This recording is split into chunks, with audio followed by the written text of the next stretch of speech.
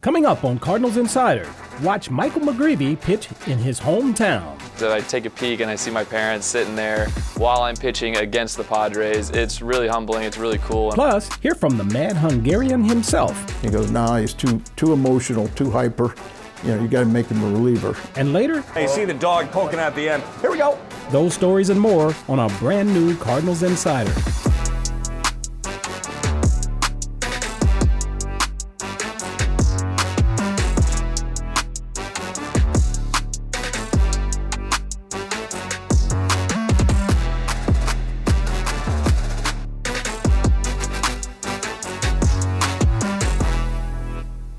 Welcome to Cardinals Insider. I'm Ozzie Smith.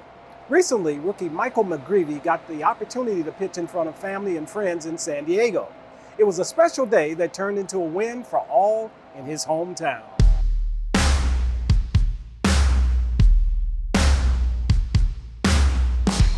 A dream come true for Michael McGreevy, the hometown kid, pitching before friends and family here in San Diego.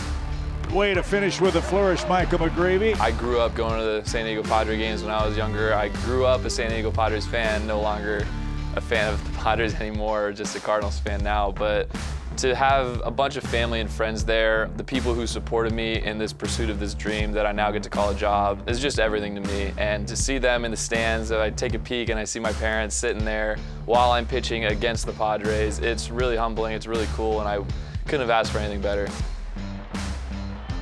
Strike three. McGreevy paints a corner and Merrill is rung up. Mom and Dad are loving it. I give it a quick little, if I could find it, I could find it, but I'm not going to give it a whole bunch of effort. There was one time this year in AAA where we had bases loaded, like in the fifth, and 2 outs, high leverage situation, but I'm calm, and I kind of just peek around. I see my girlfriend up in the stands with all the other girlfriends, and she's just like, ah, and I'm like, we're fine right now. Big strikeout, bases loaded, but Michael McGreevy, he's been keeping those Knights hitters off balance. Get a strikeout, and it's just by chance that I happen to see family or friends, but if not, I'm not actively looking for them. Off-speed stuff looked good, his fastball in, four-seamer's good. I mean, he's ready to go. I guess my dad got his 15 minutes of fame. He was like, oh, I'm a social media superstar now. It's all the fame's going to my head, but that's been my dad since Little League, high school, college. One of my biggest supporters, and to see him get fired up like that, especially there at home to the stadium and the team that he grew up watching, is really cool as well. This is the ultimate dream. It's at the highest level of baseball, and he's here and he can compete, and couldn't ask for anything more. You get a text from Waino after the game. What did that text say? Just congratulating me, just wanting me to enjoy the journey at the same time, and diving a little bit into like my pitch arsenal and stuff. He just told me to simplify, at least as a young guy. It's like, do what you're good at, just simplify the things that you can control, and just kind of leave out everything else, and just continue to build off each outing, especially when I'm young. Adam Wainwright ready for his first rehab start. He was getting ready for his rehab start, and he's like, guys, I'll answer questions until first pitch. And I'm thinking, this guy's crazy. Like, he needs to warm up. He needs this routine. And it just shows the type of pro that he was, and just how he looked at the game, and just how he got ready for the game, and realized you don't need to follow this routine to get ready. So we were asking him questions. I thought of a good one, and I was like, if you have a couple bad starts in a row, what are you thinking? Are you doing anything in the bullpen? Are you doing anything in practice to kind of dive deep in what's maybe going wrong? And he's like, that's a great question, but you have to remember, you're here for a reason. You were drafted to the Cardinals for a reason. They want you here. You're a professional. You're one of the best baseball players in the world. Even as a minor leaguer, you're still one of the better players on the planet. You got to believe that and trust that, and continue, just kind of go through the hard stuff, and then you'll come out okay. Great kid, but a great family, and we're really lucky that they're sharing Michael with us. Straight ahead on Cardinals Insider, hear from the Cardinals' newest Red Jacket member. The first time I did it, the ball went exactly where I wanted it, and it was just like a light bulb.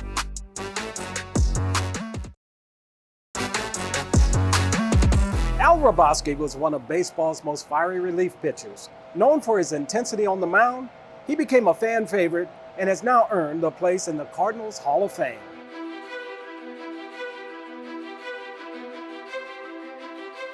For over half a century, Hrabosky has been entertaining baseball fans. You might see him signing autographs or taking pictures at the ballpark. Or maybe it's his commentary during a Cardinals baseball game. Or perhaps you stopped what you were doing to catch a glimpse of the colorful Mad Hungarian when he came in to pitch and shut the door on the opposition.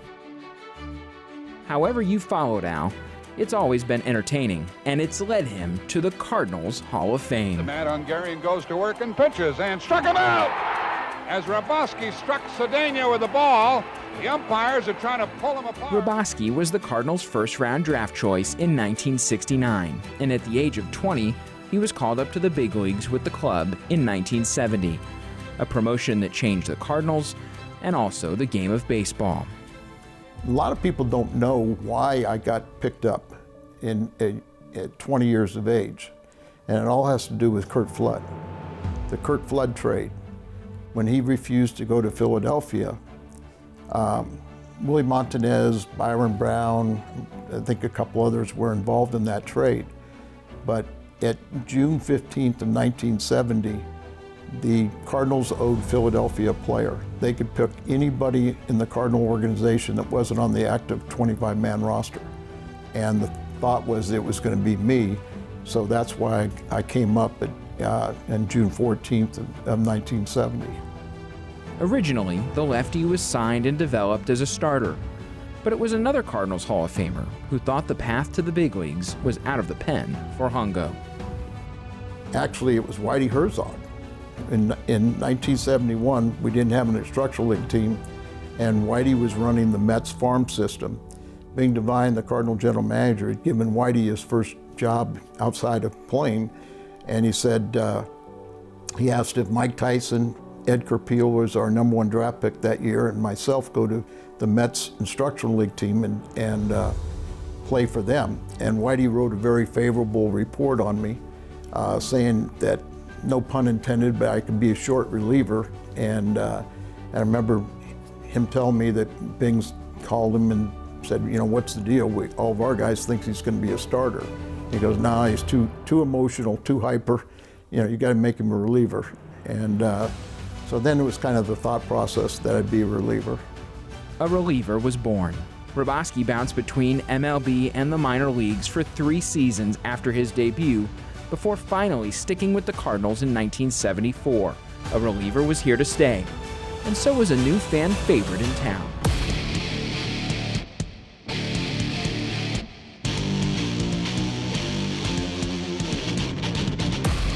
Mad Hungarian, 6'9", really only 6'8", but 292 pounds, meanest, baddest dude ever. No rules pertain to him, and he's gonna fight you.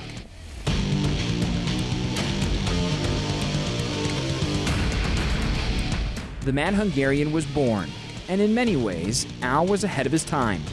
He used visualization as a way to get himself prepared and to be the closer that he wanted to be and that the team needed.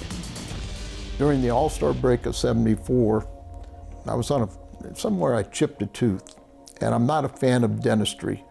And I'm in the chair and white knuckling, and I'm trying to do this, and I started thinking about what I had to do for my concentration. And one of the things I did in the minor leagues when I was a starting pitcher is at the end of an inning, when they're throwing the ball around the horn, I started visualizing me walking behind the mound and visualizing winding up, seeing the ball, you know, doing everything, staying on top of the ball, seeing a positive reaction of a swing and miss, and then basically kind of went through a little mental pep talk and then tried to physically duplicate what I just did mentally. The first time I did it, the ball went exactly where I wanted it, and it was just like a light bulb. The light bulb had gone on, and a star was born. The Mad Hungarian had emerged. In 1974, Al had his breakout season, going 8-1 in 88 innings of work. In 1975, he was the National League Fireman of the Year, with 22 saves, a 13-3 record, and a 1.66 ERA. While pitching in St. Louis, he went 40-20 with the Cardinals. The success he had took him to both Kansas City and Atlanta, but it was with the Cardinals that Hungo made his name, a name that has carried him to the Cardinals Hall of Fame and a place forever in baseball lore. Straight ahead, sample ballpark fare in the 305. Cheers. Docking. Cheers. Here we go.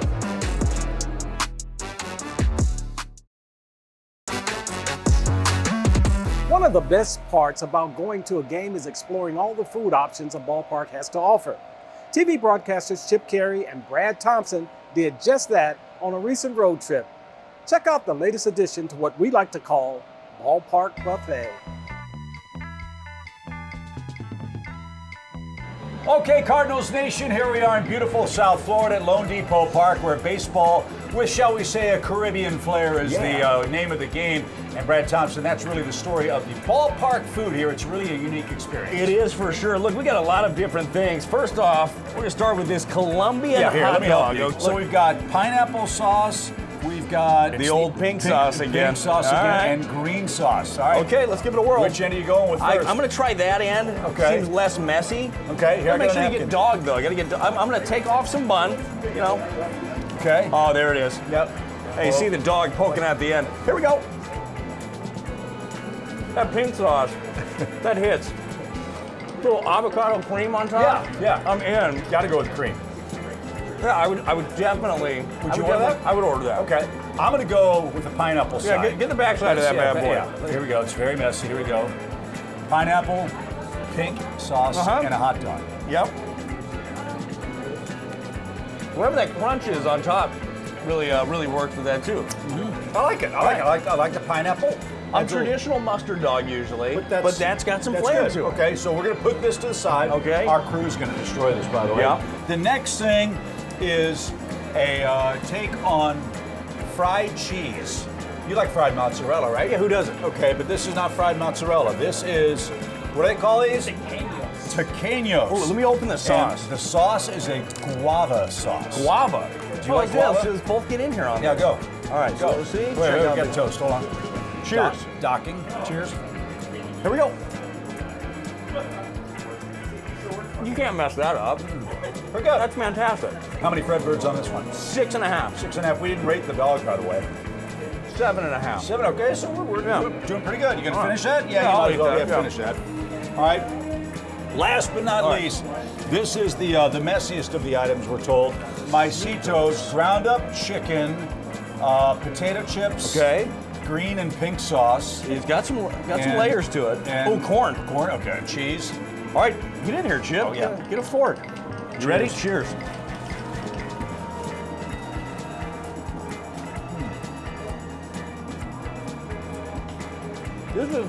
That's like something I would make at home, right? Put it all together, throw it in a bowl. I dig that. Yeah, so it's like a bowl, and like a nacho bowl without the crunchy nachos. Yeah. What do you think? I think this is 7. 7? What do you think? So 7.5, a 7, a 6.5. That's a solid 7-ish, I think, if we're doing the average. I'm not good at math, you know that. Yeah, but what do you think? I mean, the Marlins may be in third place. Where does this food I think rank? their ballpark fare is good. Yeah. Like it's got a little flair to it, as it should.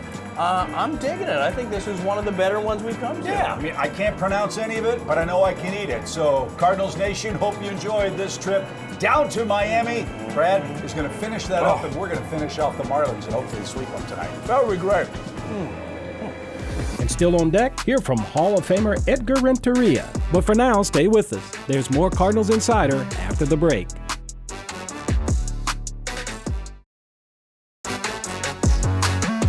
Edgar Renteria was a smooth fielding shortstop whose clutch hitting made him a standout in the big leagues. Beloved here in St. Louis, he is now honored as a member of the Cardinals Hall of Fame. Edgar Renteria was a key player on some of this century's best Cardinals teams. A great fielder. Diving play by Renteria. And some pop at the plate.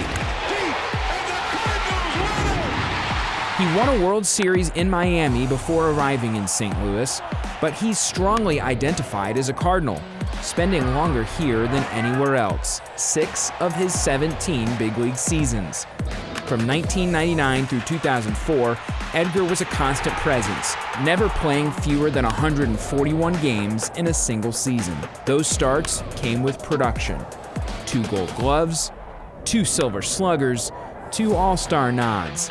and a place on one of the best teams in club history, the 2004 Juggernaut, which won 105 games on the way to the NL pennant. We're going to Boston. The Cardinals are National League champions. All that hardware, all that consistency.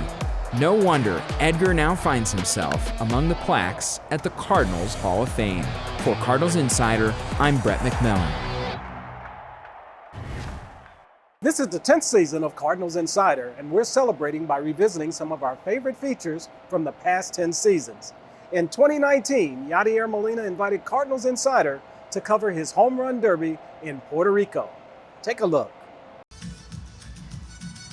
Hola, Cardinals Nation. My name is Polo Asensio, your Spanish broadcaster. Today, from Puerto Rico, Estadio Girán Vitorn, Yadier Molina Home Run Derby, Puerto Rico, Team Rubio against Dominican Republic.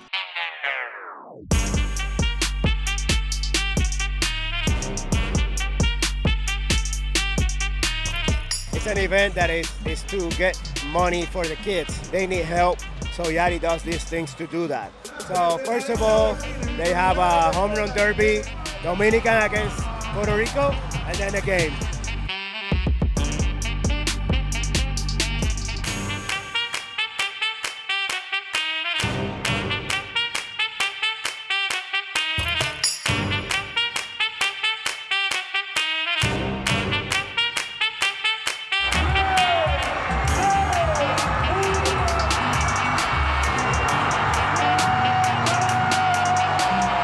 Yadi is an incredible person. What he does for us and the island of Puerto Rico is amazing. So we got to come out here and support his foundation, and we are extremely blessed to be out here.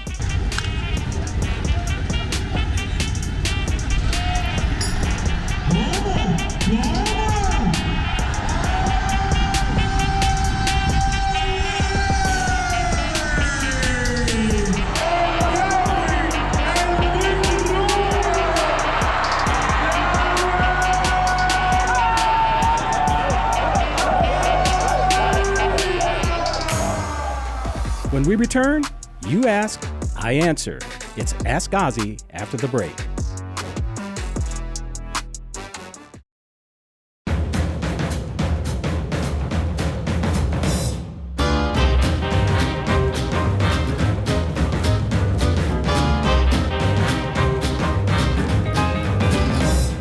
It's time for this week's Ask Ozzie. Paul in Union, Missouri asks, besides golf, what are some of your other hobbies? Well, I tell you, I have 3 grandkids now, so that can be a hobby as well as work. But one of my other hobbies was I always loved to tap dance. I always thought it or deemed it fascinating to watch people talk with their feet. It's just something that I thought I'd like to do, you know. So I mess around. I don't know where my tap shoes are right now, though. One that I haven't had a chance to do here lately is play a lot of backgammon. And of course, having 3 grandkids, you get to play a lot of board games. So I've been playing a lot of board games. We love for our kids to kind of follow in our footsteps, but my kids took a totally different direction. My son Nico is a singer, was on American Idol in the 2005 season and is pursuing his music career, and he's the lead singer for a group here called the Dirty Mugs. So I get a chance to go and listen to him periodically. Thanks for the question, Paul. To submit a question, visit cardinals.com/insider and click the Ask Ozzie tab. But for now, don't go anywhere. There's more Cardinals Insider after the break.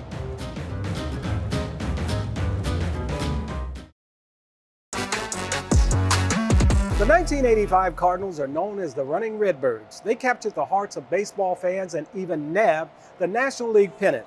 Take a look back at their exciting season on the latest Redbird Reels.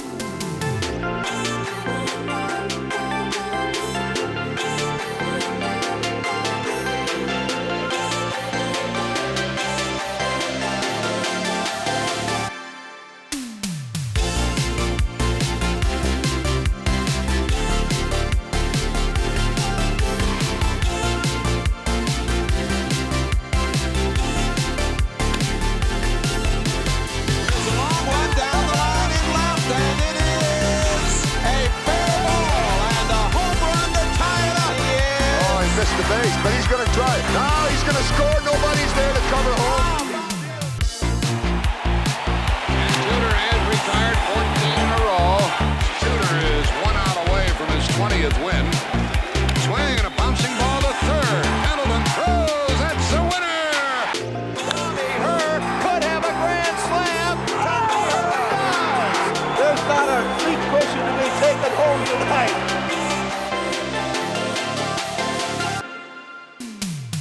Smith corks one into right down the line. Go crazy, folks. Go crazy. And the Cardinals have won the game by the score of 3-2 on a home run by the Wizards. Swinging a long one into left field. Adios, goodbye, and maybe that's the winner. A 3-run homer by Clark, and they may go to the World Series on that one, folks. That's it for this episode. You can catch us each weekend at cardinals.com/insider and on YouTube. Thanks for joining us, and we'll see you right back here next week.